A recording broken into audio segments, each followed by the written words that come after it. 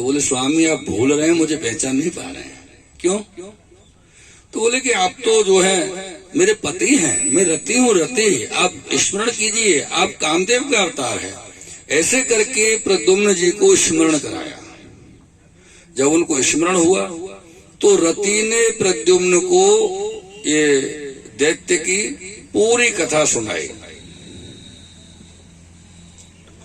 और ये कैसे लाया, कैसे समुद्र में डाला, कैसे आप मेरे पास आए, कैसे आपका पालन किया।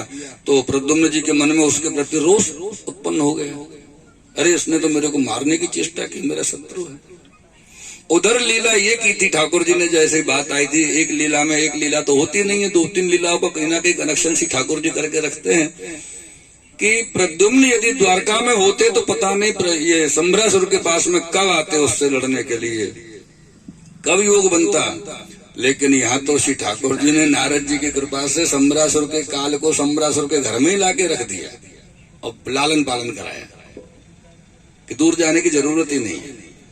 जब ऐसा रति ने इनको समझाया, पूरी कहानी पूरी बात बताई कि क्या हुआ, तो प्रद्युम्न जी सम्भ्रासुर के सामने सभा में गए और जाकर के उसका वध कर दिया। ये तो लीला होनी थी, उनके हाथ से मृत्यु थी। और दोनों पति पत्नी विमान में बैठ करके द्वारका के लिए पधारे हैं।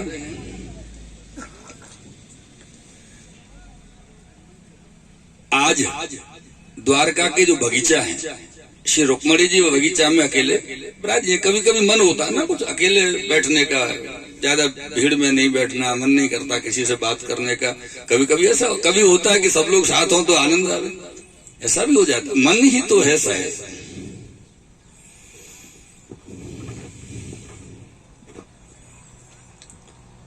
तो आज श्री रुक्मणी जी थोड़े शांत चित्त होकर के अकेले विराजी हैं, बगीचे में हैं। तभी अचानक क्या हुआ कि उनके सामने विमान उतरा और उस विमान में से बड़ी सुंदर जोड़ी उतरी, पति पत्नी, स्त्री पुरुष। तो उस पुरुष को देख करके रुक्मणी जी के मन में विचार आया कि हे प्रभु, काश, ये काश शब्द है ना, बड़ा विचित्र होता है शायद। ये काश ने बहुत उलझन डाल रखी है जीवन में हर किसी के, हैं? काश ऐसा होता और काश वैसा होता, पता नहीं कैसा होता।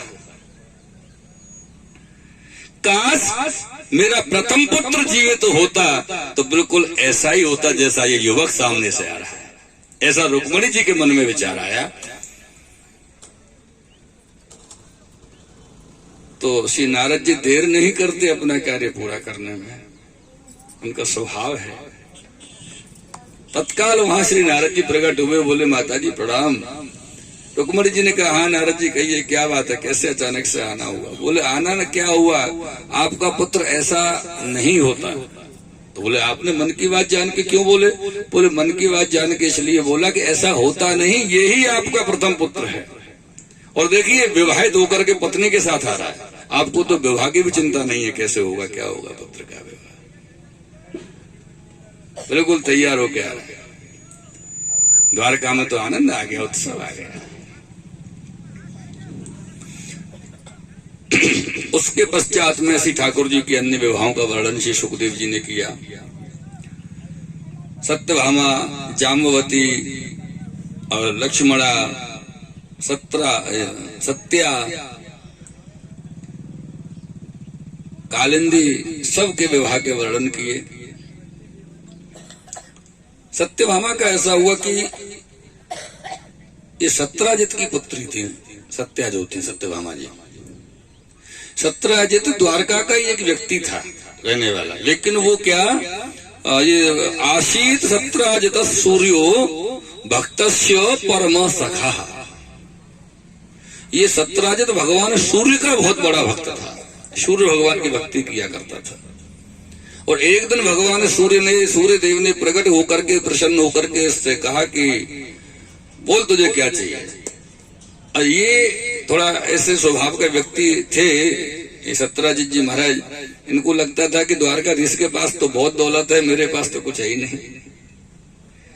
तो इन्होंने ऐसा कुछ भाव रखा, तो सूर्य देव ने इनको एक स्यमंतक मणि प्रदान की और इनसे कहा कि ये श्यमंतक मणि आपको 8 भार सोना डेली देगी। अब इतना सोना जिसके पास रोज का आ जाए, बाप रे, अपने पास 1 किलो ही आ जाए तो वो,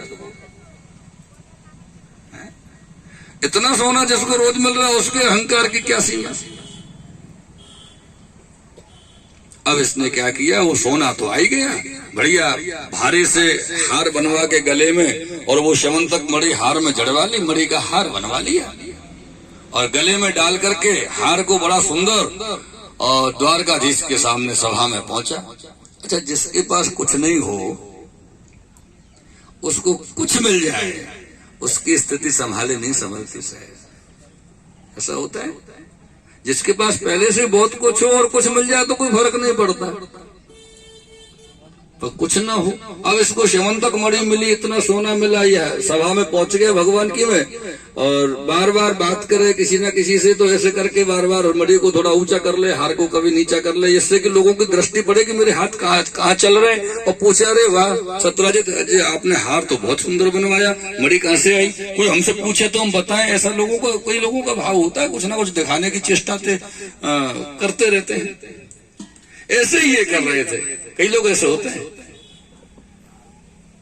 एक तो अपने दृष्टांत आता है अपने ब्रज में, लौकिक दृष्टांत है, आध्यात्मिकता से जुड़ा हुआ नहीं है, लेकिन है बिल्कुल सटीक इस बात पर। एक कोई व्यक्ति ने हीरे की अंगूठी बनवाई, सोने की, बढ़िया सुंदर, और अंगूठी उसने हाथ में पहनी, लेकिन वहां से कोई ने पूछी नहीं अंगूठी कब बनवाई, कैसे बनवाई, बड़ी सुंदर है, कितने पैसे की आई, कोई बात ही नहीं करे वैसे। और ने कोई अपने सखा से पूछी, मित्र से, कि भाई मुझे अंगूठी के लिए प्रचार प्रसार हो, सम्मान हो, तो मुझे क्या करना चाहिए।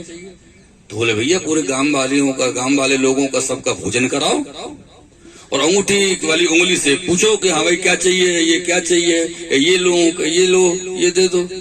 अंगूठी वाली उंगली से सबको इशारा करके पूछो, तो कोई तो नजर डालेगा इस अंगूठी पे और पूछ ले। उसने बेचारे ने पूरे गांव की भोजन व्यवस्था रखी और पूरे गांव को भोजन कराया। अपनी अंगूठी को ऐसे कर करके खूब उसने बताया, सबसे कहा कि आप लड्डू चाहिए कि मठरी चाहिए कि जल चाहिए कि पूरी सब्जी क्या चाहिए, लेकिन सब गांव वाले भोजन करके गए, पर अंगूठी की किसी ने न पूछी उससे। उदास हो गया। तो जो जिसको वो मित्र मानता था, वो मित्र उसका ऐसा था कि ये बड़ा अहंकारी हो गया, इसको बराबर करना पड़ेगा। तो पहले तो उसका लाखों रुपया भोजन में उड़वा दिया, व्यर्थ में कोई लेना नहीं देना नहीं, कोई उत्सव नहीं, कोई कार्य नहीं। अब उसने कहा कि अब क्या किया जाए कि मेरी अंगूठी की बात हो। तो उस मित्र ने उससे कहा एक काम कर, देखा जाएगा, पैसे की तो तेरे पास कोई कमी है नहीं, बाद में बना लेना दोबारा। ऐसा कर अपने घर में आग लगा दे। घर में आग लगाई, और भैया घर में आग लग गई, आग लग गई। गांव वाले पड़ोसी लोग सब आए आग बुझाने के लिए, पानी डालने के लिए। तो वो बार बार कर रहा था, देखो यहाँ पानी डालो, यहाँ ज्यादा आग लग रही है, यहाँ पानी डालो, यहाँ। तो वो अंगूठी वाली उंगली को बार बार करके इशारा करे, यहाँ पानी डालो। तब कोई व्यक्ति ने पूछी, अरे लाला अंगूठी तो तेरी बहुत जोर की है, बड़ी सुंदर है। तो बोले अगर तू पहले पूछतो तो घर में आग काहे को लगा। तो ये दशा है बेचारे सत्यराजित की, भाई कोई ने हार की ऐसे पूछी नहीं, और ये उदास है कि अपने घर वापस आ गए कि मेरे हार की कोई ने पूछी नहीं। और इसके मन में क्या हुआ, इसको ये लगा कि श्री द्वारकाधीश मेरे श्यमंतक मणि के हार को देख करके जल गए, ईर्ष्या मान गए, इसलिए मुझसे नहीं पूछा। पर इसको कौन समझाए सत्यराजित जी को कि जो एक मणि तेरे पास है, उन ऐसी अनेक अनेक मणियों के अनेक अनेक प्रकार के भंडार श्री द्वारकाधीश के यहाँ भरे हुए हैं।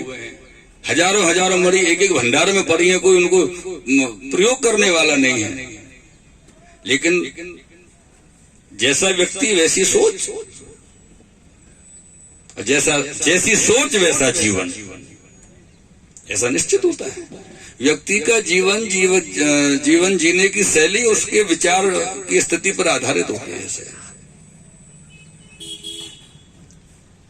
तो इसने अपने घर में आकर के सबसे यही कह दिया कि द्वारकाधीश मेरी ये हार को देख करके ईर्ष्या मान गए, जल गए। इनके एक भाई थे प्रसेन।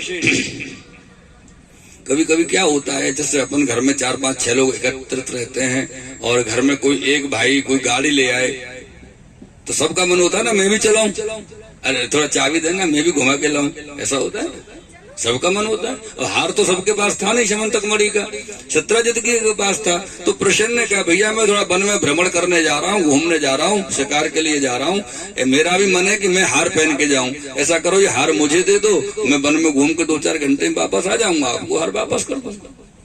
तो प्रसेन को जब ये हार दे रहे थे तो उन्होंने पहले ही कह दिया था प्रसेन से कि सुन सावधान रहना, वो द्वारकाधीश कृष्ण जो है हमारे हार को देख करके जल गए हैं, वो कहीं कुछ कर न दें हार के लिए। ले तो जा रहे हो, अरे नहीं कुछ नहीं है दे दो। ये हार पहन के प्रसेन गए। प्रसेनम स्वयं हत्वा मणिमाच्छित्त केशरी। जब प्रसेन हार को पहन करके वन में निकले तो वहां इन पर एक शेर ने हमला कर दिया और शेर ने इनको मार दिया और हार गले में से निकाल के शेर ले गए।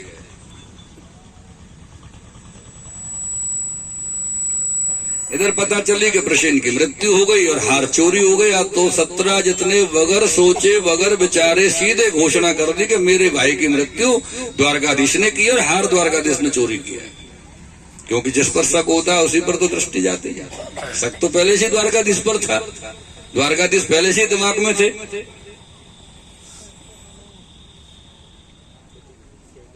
ठाकुर जी को बगैर किए का कलंक लग गया।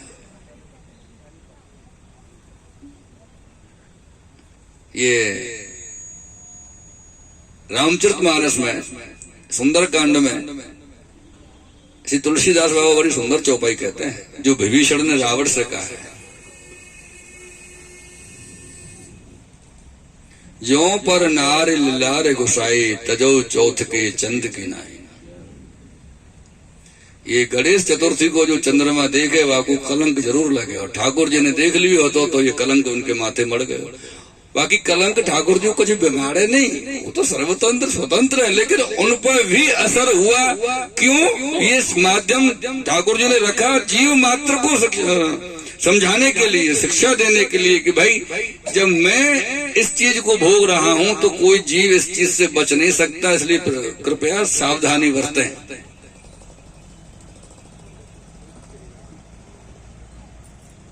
ठाकुर जी ने कहा ये तो बड़ी समस्या हो गई, अब कलंक तो हटाना पड़ेगा अपने सर से। तो अपने जो विश्वास पात्र 10-20 योद्धा थे द्वारका के, उनको लेकर के आप वन में खोज में निकले।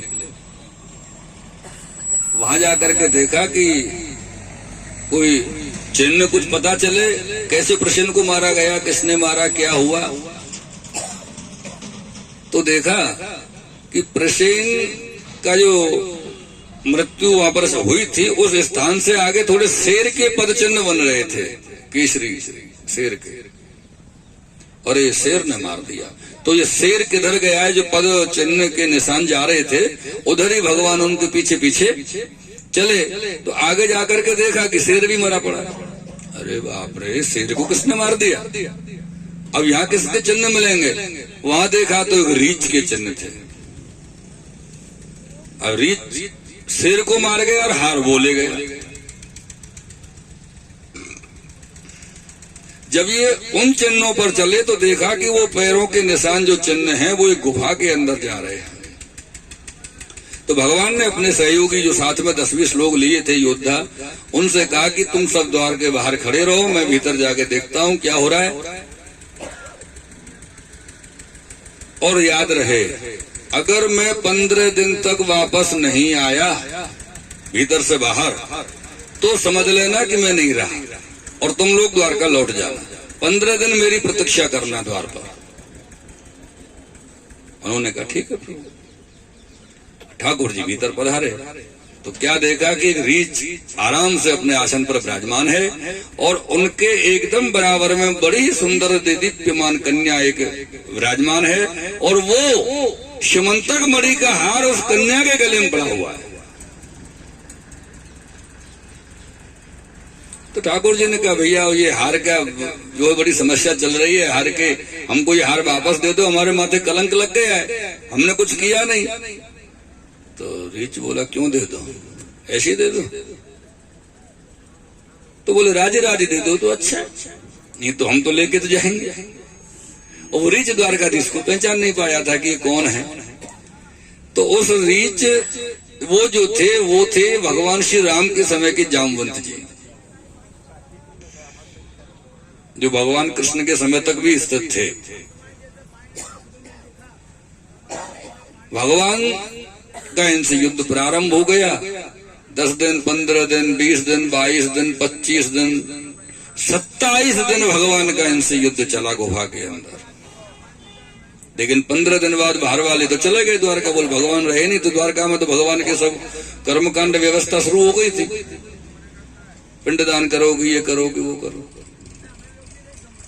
जब रहे ही नहीं तो 27वें दिन जब ये जामवंत जी की स्थिति बिल्कुल नाजुक हो गई, अब उठने तक की सामर्थ्य नहीं बची, लड़ने की तो छोड़ो, तब जामवंत को एक